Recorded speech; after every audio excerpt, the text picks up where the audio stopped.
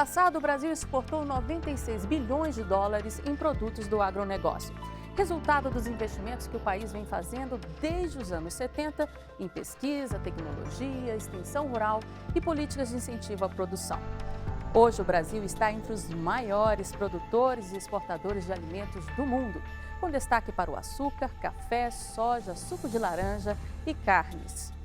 Os produtores brasileiros poderiam estar rindo à toa, não fosse a crise financeira internacional e os obstáculos que têm que enfrentar para ganhar competitividade.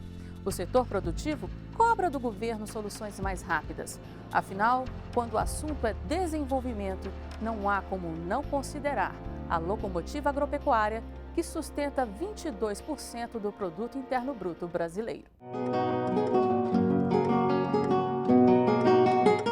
Desde a colonização, o Brasil é grande produtor e exportador de cana-de-açúcar. Em meados do século XVII, o algodão, o tabaco e o cacau também passam a integrar a pauta de exportações da colônia portuguesa. O café, também dirigido ao mercado externo, tem seu auge de produção no século XIX. A pecuária, por sua vez, era uma atividade voltada para o mercado interno, estratégica para a ocupação do território.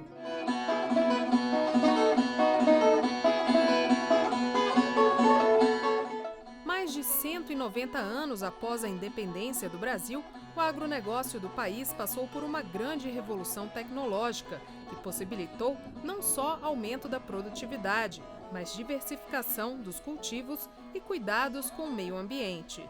Os principais produtos agrícolas do país ainda são os mesmos da época colonial.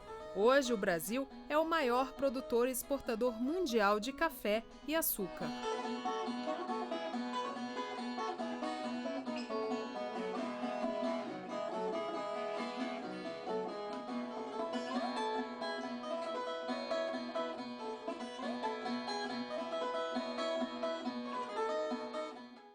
No ranking de produção e exportação, o Brasil é também número 1 em suco de laranja, quarto em milho e se tornou um fenômeno da soja, sendo o segundo produtor e segundo exportador mundial do grão.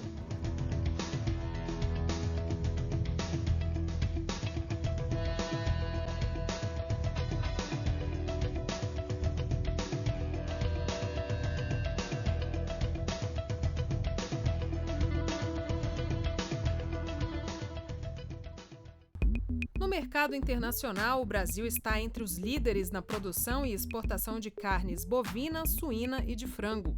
É na pecuária, aliás, que enfrenta a concorrência mais acirrada.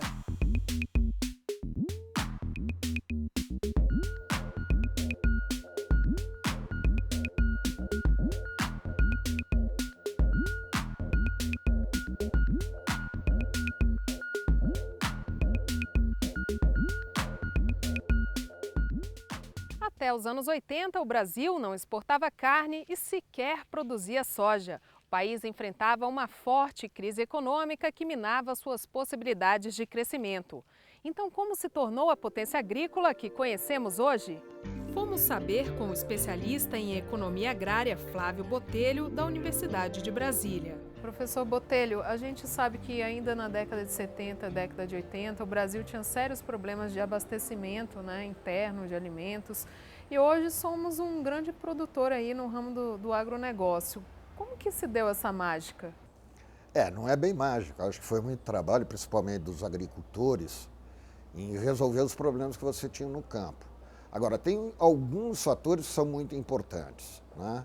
O primeiro deles era o papel do Estado que você tinha até os anos 60, 70, que entrou em colapso, não tinha mais possibilidade de financiar a agricultura e não tinha possibilidade mais de fazer a intervenção que ele fazia no mercado, né? Então isso mudou radicalmente a partir dos anos 90 e depois com o Plano Real a gente estabilizou a economia e isso deu um cenário econômico melhor para a atuação do agronegócio como um todo.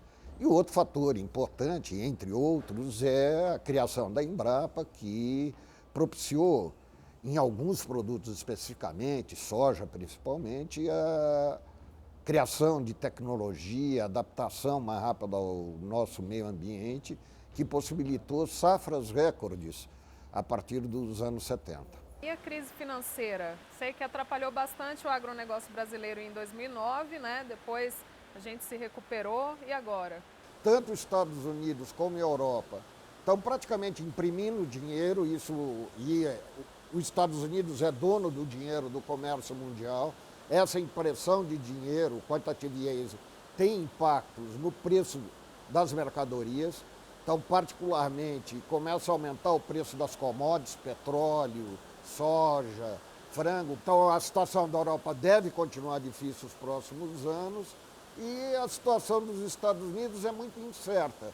Isso atrapalha a retomada do crescimento mundial e tem reflexo no Brasil, que hoje é um grande exportador de commodities. Mas para o governo brasileiro, as perspectivas continuam positivas. As projeções que nós temos aqui no Ministério para os próximos 10 anos mostram que, quando nós olhando o Brasil e junto com outros parceiros comerciais que nós temos, que existem no mundo, como Estados Unidos, Austrália, Argentina, coloca o Brasil como devendo ser o segundo maior exportador de alimentos no mundo nos próximos 10 anos. Nós temos um grande potencial de terras, as nossas terras são produtivas, são terras planas, facilmente mecanizáveis, com alta produtividade. Nós temos uma intensidade de sol grande. Os agricultores são bastante preparados.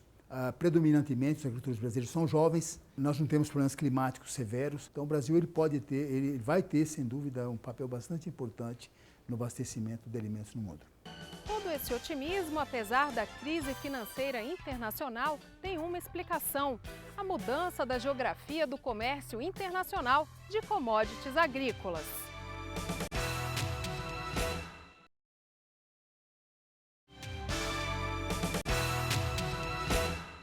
A partir de 2003, houve uma mudança da geografia do destino das nossas exportações, que foi acelerada com o acirramento da crise na Europa e seus reflexos nos mercados norte-americano e japonês, tidos como os principais importadores do agronegócio brasileiro.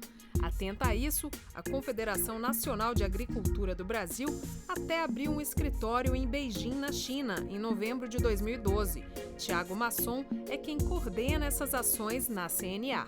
Hoje, o principal mercado externo do agronegócio brasileiro é a China, cujas importações crescem acima de 30%. Tem também os países árabes, que em 2000 importavam da gente menos de $1 bilhão e chegaram em 2011 importando mais de 10 bilhões. O setor tem potencial para seguir batendo recordes. Ambos os mercados estão passando por um processo de urbanização muito interessante.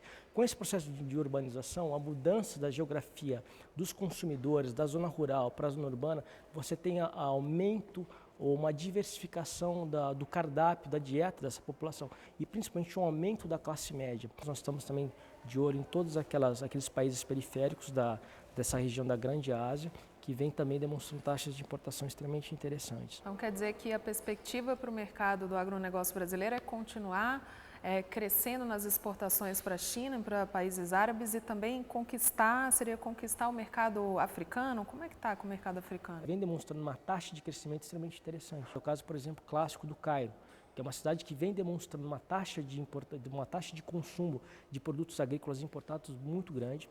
Em 2012, as exportações brasileiras do agronegócio somaram um valor recorde de 95,81 bilhões de dólares. O setor gera 30% dos empregos no país, responde por 40% das exportações, produz o equivalente a 22% do PIB nacional e movimenta cidades inteiras.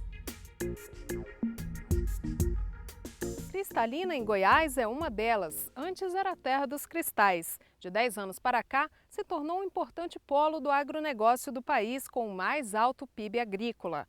Maior área irrigada da América Latina, atrai investimentos milionários e tem taxa de desemprego próxima de zero. Apesar da prosperidade do agronegócio brasileiro, os produtores não estão satisfeitos. É que os ganhos do setor poderiam ser ainda maiores. Mas ainda existem nós que amarram a expansão do produto interno bruto como a carência de infraestrutura. Se você pegar os custos de transporte do agronegócio brasileiro, analisados do período de 2003 a 2012, Nós tivemos um aumento do custo de transporte no Brasil de 204%. O mercado norte-americano teve um aumento de apenas 53%. Mesmo os investimentos feitos pelo governo federal no ano passado, em 2012, nessa área de infraestrutura, não são suficientes? O valor que foi divulgado pelo governo federal em termos de investimentos, nós entendemos que são investimentos extremamente volumosos, extremamente suficientes, né? Agora, o que a gente precisa, o que a gente verifica é que nós precisamos de uma maior agilidade nos processos de implementação desses projetos. Os desafios do Brasil não param por aí. A concorrência internacional é acirrada. Frequentemente, os países têm que enfrentar barreiras fitossanitárias e denúncias junto à Organização Mundial do Comércio. O produtor rural brasileiro está cada vez mais consciente de suas responsabilidades. Nesta fazenda, na divisa do Distrito Federal com Goiás, o bem-estar animal é prioridade. Suinocultor, há 26 anos, Rubens Valentini foi buscar na Europa equipamentos obrigatórios por lá e em parte dos Estados Unidos que permitem que as porcas gestantes fiquem em baias coletivas e não em gaiolas individuais. Então, usando a tecnologia deles com a nossa determinação brasileira, é o caminho da suinocultura brasileira. Além do bem-estar animal, o bem-estar ambiental como um todo favorece o agronegócio. A segurança jurídica é um ponto que nós tivemos um avanço significativo no ano passado com a consolidação do Código Florestal. É possível, sim, ter uma produção expressiva, ser um grande player no mercado internacional de agricultura e, ao mesmo tempo, preservar essa grande natureza que nós temos no Brasil.